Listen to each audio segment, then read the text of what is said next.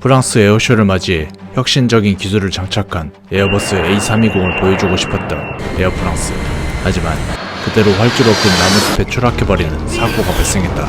에어프랑스 296편 시안 비행사고 이야기 시작합니다.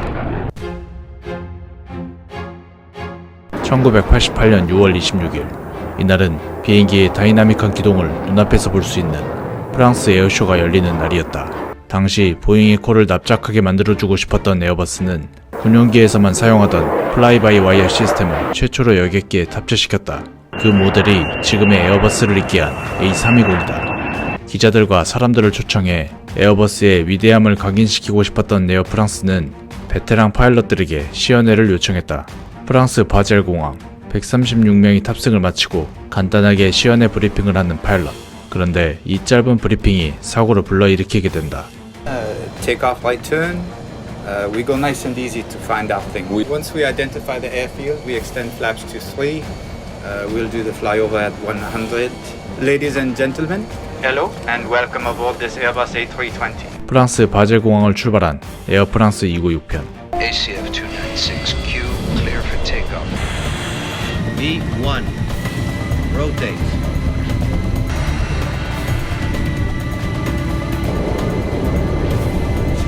Gear up, flaps 1.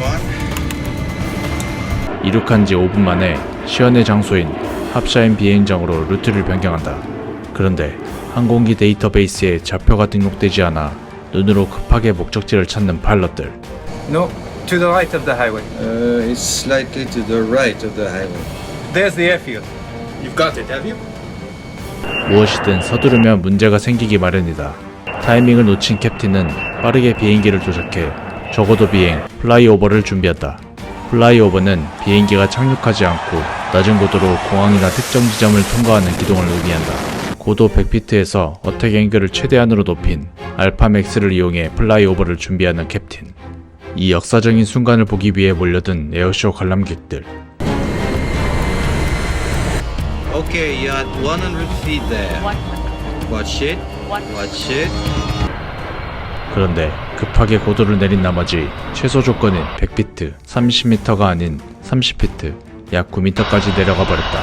이를 모르고 계속해서 기동을 하는 파일럿들. 그런데 나무와 충돌할 것 같다는 느낌을 받은 기장은 빠르게 추가 버튼을 활성화시켰다.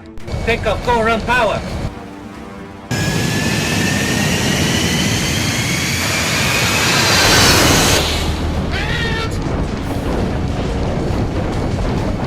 하지만 비행기는 올라가지 않았고 그대로 내려가 수많은 사람들이 보는 앞에서 추락하고 말았다. 이 장면을 보고 있던 현장에 있던 사람들을 포함해 중계를 보고 있던 모든 사람들이 할 말을 잃었다. 그런데 이렇게 추락했음에도 불구하고 엄청난 기적이 일어났다. 비행기 동체는 분리되지 않았고 화재만 발생한 것이었다. 그리고 파일럿 2명이 모두 살았고 대부분의 사람들이 화재 반대 방향 비상구로 탈출했다. 하지만 안타깝게도 7살 아이를 포함한 3명의 승객이 목숨을 잃고 말았다. 사고 조사를 위해 프랑스 항공사고조사국 BA 조사관들이 현장에 파견되었다. 다행히 블랙박스가 정상적으로 회수되었고 전문 분석을 위해 파리로 이송되었다. 그리고 당시 에어쇼에서 어떠한 비행을 할 예정이었는지를 꼼꼼하게 살펴보았다. 그런데 비행 절차에 문제가 있다는 내용이 발견되었다. 시험 비행 전에는 비행 거리, 고도, 어떻게 설정할 것인지를 정의하고 비행 절차와 업무 분배를 명확하게 해야 한다. 이를 위해서는 사전에 파일럿에게 정보를 공유해야 하는데 파일럿들이 비행 얼마 전에 이 자료를 받은 것이었다. 결국 캡틴의 경험을 지나치게 신뢰했고 그가 스스로 계획을 짤 수 있다고 판단한 것이었다. 하지만 캡틴도 어떤 기동을 하겠다는 것을 알 뿐 비행장이 어디 있는지도 잘 알지 못했다. 여기서 잠깐 롱폼 영상이 마음에 드셨나요? 소정의 후원은 다음 롱폼 영상을 만드는데 큰 힘이 됩니다. 감사합니다. 결국 비행 절차에 문제가 생기며 디센트 타이밍을 놓쳐 최소 고도보다 더 낮게 비행해버린 것이다. 그런데 당시 사고에 대해 여러 가지를 물어본 사고조사위원장은 다른 사실 하나를 들었다. The data is clear. You were at 30 feet, not 100. I believed I was at 100 feet. 자신이 비행한 고도는 100피트, 30m였다는 것이다. 하지만 비행기로 장치 FDR에 따르면 그가 비행한 고도는 30피트였다.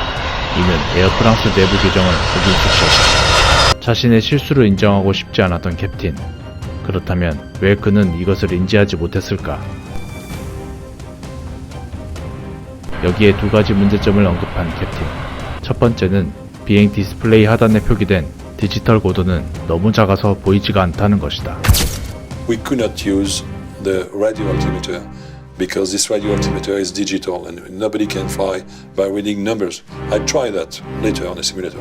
I never succeed to do it. 그리고 두 번째는 고도를 알려주는 알람이 주위가 시끄러워 잘 들리지 않다는 것이었다. Some people say, but you could have heard the radio altimeter saying 30, 30, 50, 40, 30. No, because at that time this aircraft was very, very noisy. 그렇다면 이것은 파일럿 잘못만 있는 것일까? 일반적으로 토가를 활성화시키면 고도가 상승하는 게 일반적이다. 그런데 토가를 활성화시켰음에도 불구하고 왜 비행기는 상승하지 못했을까? I tell you, the engines did not come on when I gave it full throttle. 이에 답답함을 느낀 캡틴은 자료를 뒤적이다가 알파 프로텍션이라는 기능을 발견했다. 이것은 일정 각도 이상으로 올라가면 비행기 노즐을 다운시켜 스톨을 방지하는 시스템을 의미한다. 이 시스템에 대해 전달받은 사고조사팀은 당시 데이터를 활용해 시뮬레이션을 구성해 테스트를 진행하였다. Now pull up slightly to level off. Hold it there.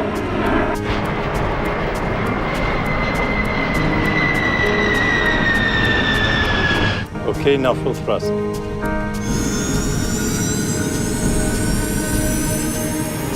Did you hear that? Alpha protection. 랜딩 모드로 진입한 것을 확인 후 토가 버튼을 활성화시키자 캡틴의 말대로 기수가 내려가는 알파 프로텍션 기능이 활성화되었다. 그렇다면 이 사고의 핵심 포인트는 당시 랜딩 모드 여부였다. 사고 당시 비행 데이터를 분석한 조사팀. 그런데 어이없는 결과가 나왔다. Stop it there. So was the plane in landing mode or not? 랜딩 모드였는지 아닌지 알 수 없다는 것이다. 이러한 결과가 나오자 이룩하지 못한 원인에 포함시킬 수 없었던 조사팀. 사고 원인에는 낮은 고도와 속도, 엔진 반응 속도를 기입할 수밖에 없었다. 하나같이 사고 원인들이 파일럿 에러에만 초점이 맞춰지자 사고조사위원회도 뭔가 연결되어 있다고 생각한 캡틴은 조사위원들과 연락을 끊어버렸다.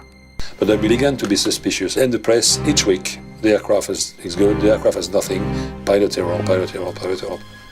All that was a big cover-up, my opinion. 그리고 영국 방송에 출연해 해당 사고에 대해 의문점을 제기했다. So on any aircraft, if you ask up, following the order of the pilots, the elevator control goes to up. And on that one, it went to down. Why? That would be the good question. 결국 프랑스 법원은 과실치사 혐의로 기장에게 6개월 징역형, 부기장에게 12개월 집행유예를 선고했다. 이에 억울함을 느낀 기장은 항소했고 최고법원 파기원에서 항소를 기각, 10개월로 형량을 증가시켰다. 지금까지 영상을 시청해주셔서 감사합니다. 참고한 다큐멘터리 영상을 아래 더보기란에 넣었으니 보다 자세한 내용을 보고 싶으시면 클릭해서 봐주세요. 구독과 좋아요, 댓글은 언제나 큰 힘이 됩니다. 감사합니다. 이상 라이언 지식이었습니다.